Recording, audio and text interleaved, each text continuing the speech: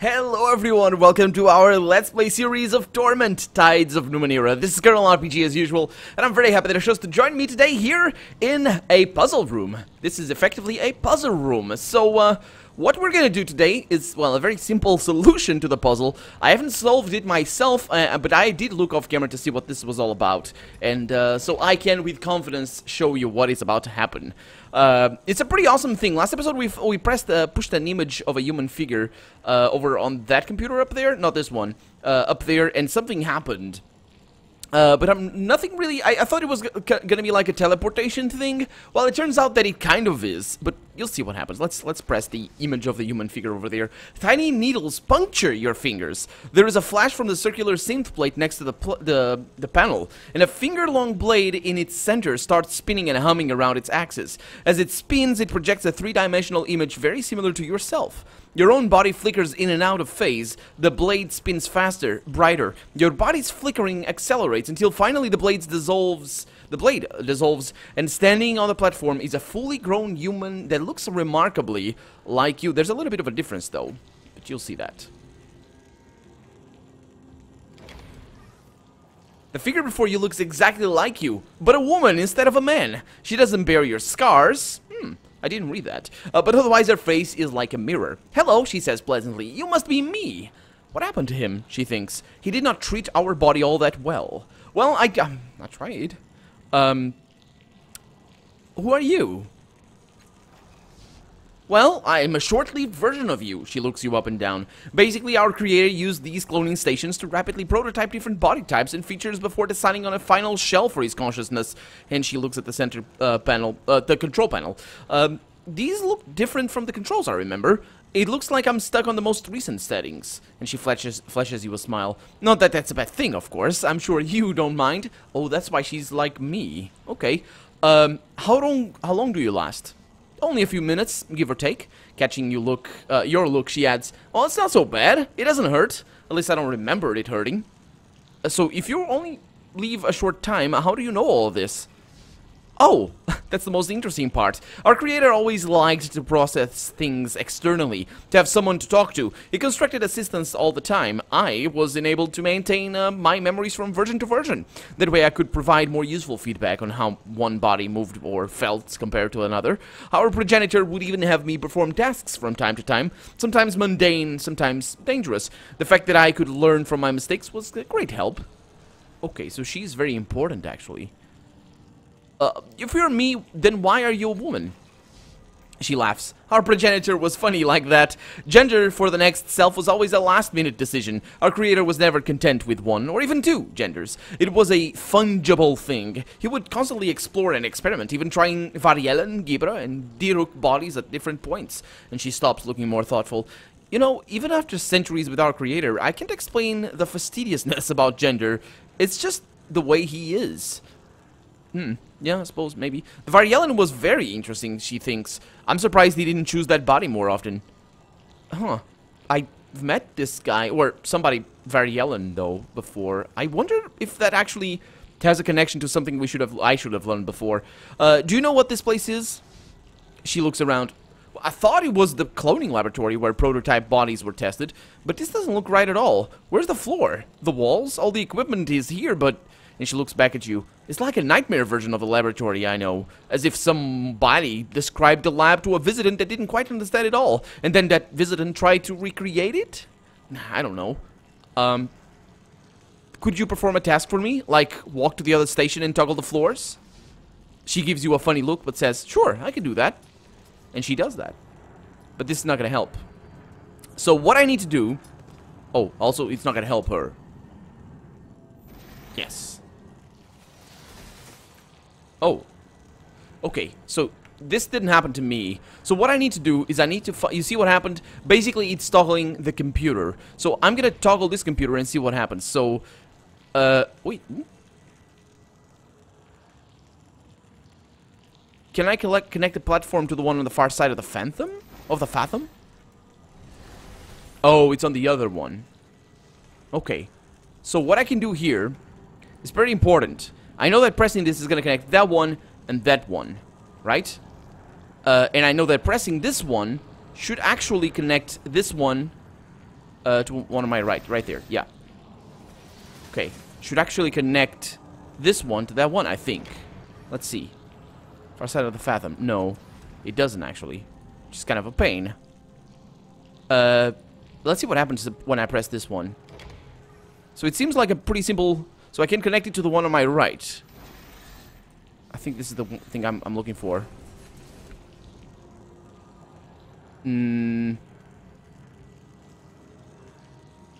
How can I do this? So I can access that. I might need to access that thing. So if I press this... Oh, that's great. That's great. Okay, so I press the human figure over here, tell her to go over there, and this is gonna bring back the previous configuration. There it is. So she's back. You brace yourself this time. Then oh, there's... Oh yeah, there's the needles coming up. Okay. And there she is. Okay. So I need to toggle the floors of the other station. There it is. Sure, why not? There she goes.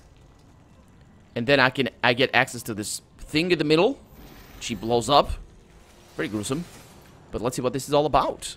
Because I don't know what it's all about. It's a stasis chamber, exactly like the one from the ghostly woman's memories. There are no controls on it anywhere, nothing that could help you raise the floors to reach the depths of the labyrinth. A woman lies inside, clearly visible through the shimmering energy field and looking as though she were asleep. Her features are exactly those of the ghostly woman. Something disturbs the air next to you. The ghostly woman's face begins to appear as though your thoughts summoned her. Whoa. You did summon me, she says, intuiting your thoughts? Well, guessing your thoughts. I can discern your memories more clearly than the others, even more clearly than my own. And she looks sadly down into the chamber. But I remember now. This is who I was, the daughter of the changing god. He was the father who tried to save me after the siege of Tabat. He discovered how to transfer consciousness, my consciousness, into a new body, hoping it would save me. But it didn't. My sickness followed me in my mind, but he put me in there. Who is she?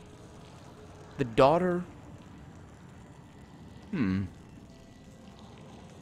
More importantly, who is he? Because we know the story of Sheba, or Shebra, or something. She had a sick... No, I don't think this is related. He tried to find a cure for me, she says. And when he failed, he tried to bring me back from death itself. He thought I was unconscious in there, but I remember. The memories are fragmented, but they're there. I was aware of everything. And with so many new memories flooding my mind, I'm able to fill in the gaps I didn't know. So, does it mean you're a cast-off? Her eyebrows scrunch together. Then she shakes her head. I don't think so. I had my own consciousness, like my father does. This is who I was. Now I'm probably just a memory stored forever in the labyrinth. Well, yes, most likely. How often has he tried to bring you back? Considering he had centuries to do it? Not very often. A lot at first, then only when he remembered or had some new idea. He used the probability engines underneath Sagas Cliffs to birth women with my personality. Oh, so that's what it's for. And that's why he connected with the changing god. When we... Oh, I should have connected those lines. It was so obvious. So obvious now. Yep. Because when we met the changing god in our head, we were capable of accusing him of using the probability engines to torment women. But that was not what he was trying to do. He was trying to give birth to her again. He tried to use, she says, he tried to use the Heaven's Rejoinder, his means for turning back defeats in the endless battle. Once he tried to kidnap a version of me from an alternate reality, but she died in a tragic accident. He never tried that again. Yeah, I suppose. What am I to you, Father? She thinks. Did you just give up? How much do you remember from being in that tank? I can't tell you, she says, I can't tell you in time measurements. I only know I was in the tank until the sorrow attacked us. My father fled, saving himself, and she laughs once, but there is no humor in it. Maybe he figured he could bring me back even without my body. It's the kind of thing he would assume. Maybe he didn't care. Yeah. So, does that mean this fathom is constructed from your memories? And she looks around her, taking it all in for the first time. I don't recognize... No. Wait. Yeah. It's all twisted and disordered, like in a nightmare, but yes, I think these are my memories. Well, I need to get to that portal over there. Can you build me a path? He gets learning. She looks you directly in the eye, strong and certain. Yes, I can. I think that the strength and certainness, or certainty? Yeah, I think that means that she knows what I'm about to do. Go, she says. Yeah, right there. Stop him. He's harmed more lives than anyone can count.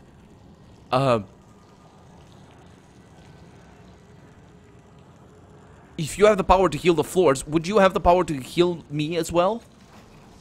While you are in this place? Yes, I think I might. And you feel nothing more than a tingle as she places her hand on your shoulder. Then an immense weight of tranquility fills your body and mind. Okay, there we go. Didn't really need that, but that's good. I'll see you later, ghostly woman. I'm sorry I never knew you. I'm sorry, I'm sorry, this is all that the Changing God was trying to do, really. I said this before. I was hoping for something else, but maybe there is something else. She doesn't know. She suspects. Well, it's really cool that I wasn't able to connect the dots, and it's cool that in hindsight it is all obvious. But maybe the Changing God had other plans because she doesn't know. Maybe he forgot her. So what happens there? His logic towards this actual, you know, different children still, but the cast-offs is all screwed up. But it's screwed up because of that. Now that I think about it. That makes sense. What I said before, I was complaining about his logic, you know, oh, you're just creations. Yeah, I made my mind spoken there about that whole thing, but it makes sense now that I know, you know, his perception is different because he had a daughter. Okay, I don't think. Oh, that's for her. Yeah, I'm gonna need extra intellect, please. So is that the only level up we have? I believe it is. Okay, I'm still gold and blue. No longer blue and gold, interestingly enough. The gold tide represents empathy, compassion, and sacrifice. Oh, that's interesting. It's interesting that my character evolved to that. It kind of has, hasn't it? It kind of has. That's more of a consequence, really, that tide, than anything else, really. So it's good. It's good. Oh, and this is a new loading screen that I haven't seen before. Updated my journal. Thank you. Should I check it out? I found the door to the resonance chamber. The specter isn't here, but the door is inaccessible. There are 2 other doors I can access. Maybe I can use them to get into the resonance before the specter knows I'm here. Well, so... Oh, we're back here. You guys remember? So this is the resonance chamber. This massive door leads to this resonance, but it is barred by a sturdy brass cage. You guys remember this? We got out through there. This is the very beginning of the game. Huh. Countless scratches and wounds mar the surface of this floor. Someone made a great effort to get inside, but to no avail. As you approach, however, the bars of the door shudder and bend. It wants to let you in.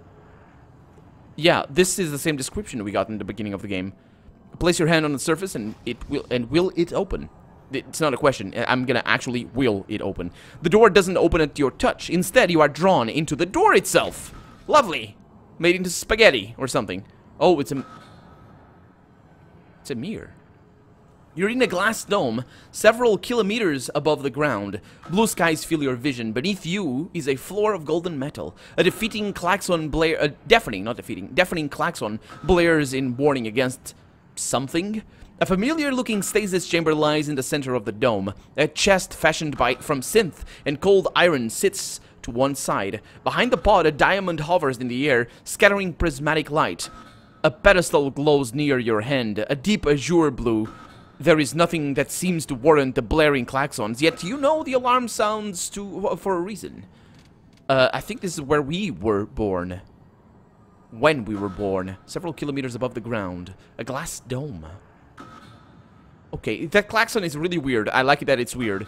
Because if it were like traditional, normal klaxon. Klaxons actually work in a peculiar way. It's interesting because it's like a whirring sort of machine that makes the air go through. It's pretty interesting, actually. But let's look at the chamber first. It's the ghostly woman's stasis chamber, not ours. The real one from which the labyrinth constructions were made. The Changing God's daughter lies inside. Her skin is pale, and there are dark circles around her eyes. Her chest rises and falls as though she were sleeping soundly. This laboratory, this body, must belong to the Changing God. This body? What do you mean, this body? Let's investigate the hovering diamond over there, see what that is. Woo! As soon as you approach the diamond, the top of it blooms open. An illusory globe appears within. Words and images speed across its surface. A woman's voice speaks directly into your mind. Welcome back. Please state your query. A wave of familiarity slams into you. The Changing God used this as an archival device. He kept records of his thoughts and experiments. Specific records can be retrieved by speaking a search term. Okay, what is the alarm for? The illusory globe becomes blank. The voice speaks into your mind. There are no matching entries. Please restate your query. How about the Changing God? Again, no matching entries. How about the tides? Previews of several entries flit through your mind. There are scores of results. You can't figure out how they're organized, nor how to quickly ascertain whether an entry will be useful to you or not. It takes some time to sift through them for something useful. You will have to be careful what you spend time researching. Finally, you find... Will I? Okay, sure. Because it's too much and I could spend days in here. Sure. Finally, you find one that is what you're looking for. A male voice, the voice of the body you are wearing, wait a minute, yeah? Speaks in your mind. Your voice says, the tides have proven to be an extremely faithful path of exploration. The Tibet don't realize what they have unearthed. Well, they all died. So, wait a minute. Don't realize that's the old one. This is before. This is during the creation of Sagas, the defense of Sagas Cliffs. They saw these trinkets as just more Numenera, but these forces may even have the power to turn back death itself. So this is before the cast-offs were made, I think, because he doesn't know that yet. I certainly hope so for her sake.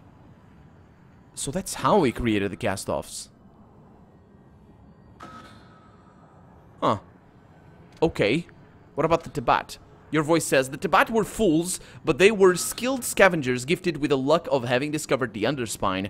I still don't know what the Underspine is, but I'm convinced it came from the Dalad, the same people from which I gleaned the powers of the tides and figured out the key to consciousness transfer. It's the best explanation for the Tibet's success. Without the Underspine, they're a little more than abhumans of above-average intelligence. What's going on? There is a thunderous boom. Yeah, you don't say. The floor shakes and sways beneath you, causing you to lose your balance. Outside the dome, the horizon tilts back and forth, giving you a sense of vertigo. Suddenly, a man appears in front of you. He's not all there. You can see the clouds and vista on the other side of him. He wears a look of human terror on its face. It's broken into the tower, he says. It's only a matter of time before it reaches us here. We have to do something fast. Okay, is this tower... Is he talking to me, or... Because I've seen him getting into a tower with a woman before. You guys remember some memories? But only in hindsight. Only playing the game again will I be able to connect all these dots. And he's got also... I don't know what that is. His mannerisms remind you of the specter from the labyrinth, though his face, clothing, and voice are not the same. Okay, so I think he might be...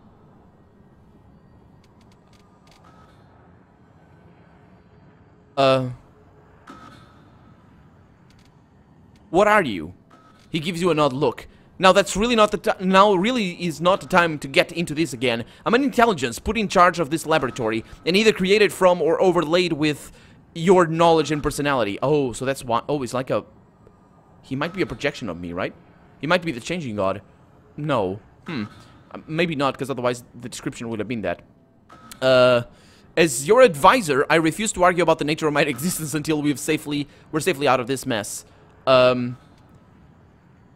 me about the girl in the chamber. You mean Mika?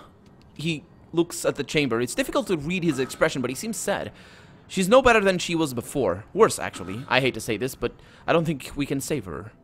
What about the storage locker? What about it? He asks. Last I remember, you moved a bunch of new stuff in there while I was deactivated. I don't know anything about what you've put in there. And he crosses his arms. Really, I don't see how I can advise you at all when you really keep things from me. Yeah, that sounds like it's Changing God, all right. Let's open the synth chest. The chest is locked with a keypad bearing 17 strange symbols. You're about to lose hope when you realize you know which symbols to press and to unlock the chest. You enter the correct code before the memory can slip away. The chest opens with a soft click. Excuse me. The only items of note inside are a wooden shaft with a multicolored crystal tied to one end and a large hemisphere made of azure steel. Okay, so this is... I have a little bit of a complaint over here. If I could access the memories of whoever I'm controlling, that didn't happen before at all, ever, and this could have been made, the solution for that keypad could have been, there's no keypad, so this is completely, this bit over here is completely irrelevant, and it shouldn't be there because it breaks a law from before, and I kind of have an issue with that, but it doesn't matter. Okay, so I have, let's examine the rod with the crystal on the end. There's nothing mystical about the wooden haft, but the crystal on the end is definitely from a prior world. You think it might be a domination rod. The crystal saps the will of any creature it touches. Okay, let's take it. The rod has a good heft and balance, like a well-made spear. It may or may not help you, but it will do more good in your hand than in the box. Yeah. What about the azure steel dome? It's heavy, too heavy to lift by yourself. Your best guess is that it's a wall projector of some kind, probably brought up here as a defensive measure for the laboratory. Unfortunately, you can't see any indication of what kind of barrier it would create, nor any way to activate it. Okay, let's examine it again. It's probably a wall projector, you can figure it out. Okay. Let's go back to the archival. Let's see, daughter. There's no matching entries. Oh, but I know now Mika has. Yeah.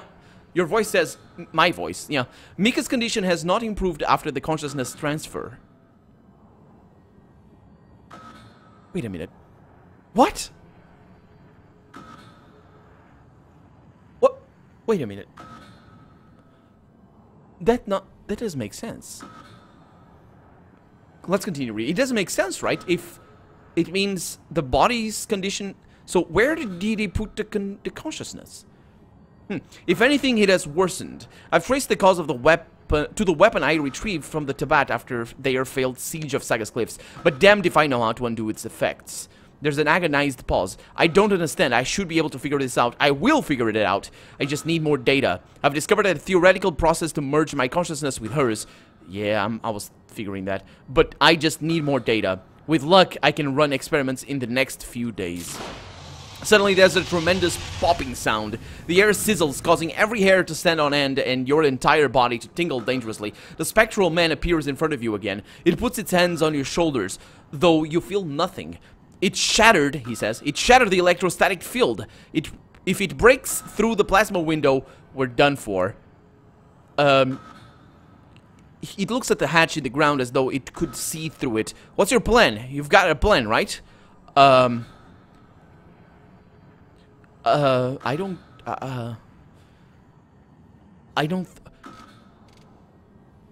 I have no idea. I have no idea. I wish I could ask him that, but I don't really want him to just make the alarm stop. What I want him is to tell me how to actually make the alarm stop in a way that, you know, would fix this whole situation. But he doesn't know that, so let's go back to the synth's chest. What about the stages chamber? The horizon moves slightly as though the entire laboratory was swaying several kilometers up in the air. In the middle of the room is a large chamber in the okay, with the figure inside. I'm gonna open the chamber. The spectral man appears between you and the chamber. His hands are raised in front of him, placatingly. Hey, what are you doing? If you open that, Mika will die.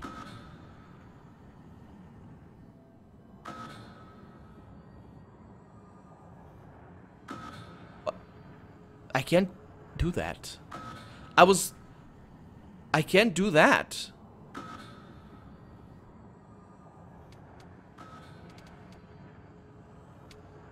Oh, come on, I want to do that. That would end that would make it so that nothing of this haven't happened. That we never got would never get the changing God.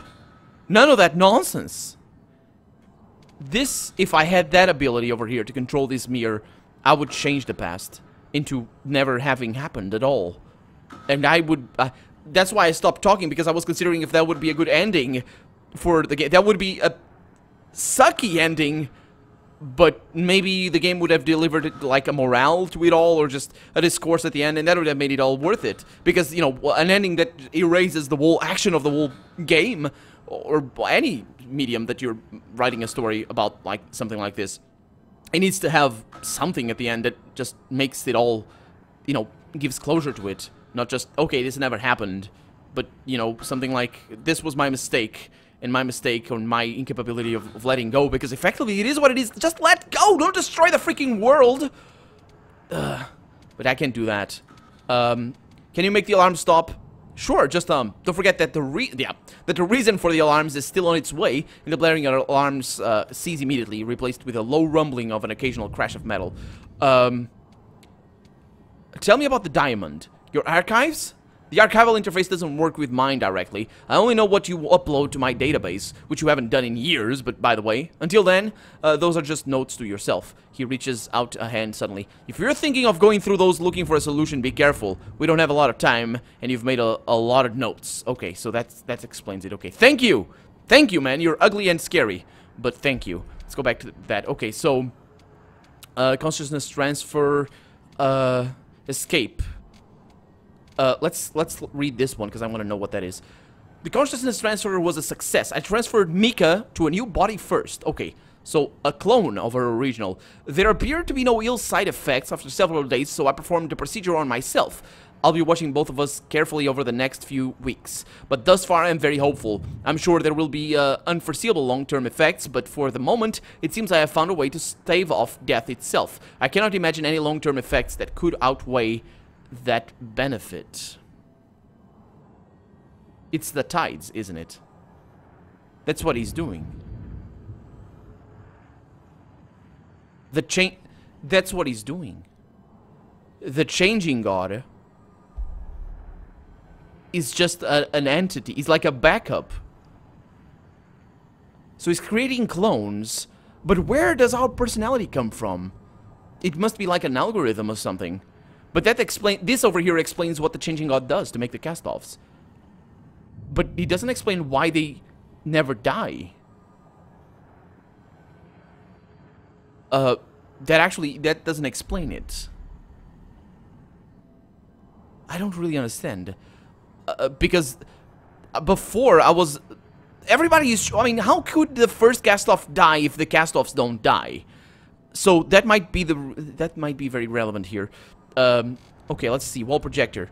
A picture of the azure steel dome from the chest appears on the globe instead of inside the diamond. Your voice says, the panel was not easy to find. There was no visible seams anywhere, but it's easy to open once you know it's there. As soon as I found it, I had the transdimensional wall projector moved to the new laboratory. I don't know what exactly destroyed the old location, but I know it was transdimensional in nature. The projection should create a barrier large enough to surround the entire dome in case whatever it was comes hunting again.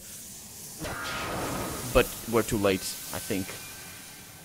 There's a hiss, and this is the sorrow. There's a hiss and a screech beneath the floor. Suddenly the metal hatch flies off its hinges, cracking the strong glass ceiling, then smashing the glowing pedestal. The spectral men's image disappears. A foul black cloud rises from the hatch, and the air is filled with an unearthly wail and stench of rotting flesh. Tendrils lash out and slicing meat and synth wherever they touch. A terrible face emerges from the clouds. It examines you, then it turns its attention to the chamber. Oh. Well, that's gonna be that for this episode. Let's see what happens. I think I screwed up. But for right now, I'm Colonel RPG, and this has been Torment, Tides of Numenera. I really hope you've enjoyed it, and if you did, go ahead and leave a comment, like the video, but above all, thank you so much for watching, and I hope I'll see you next episode. Bye-bye.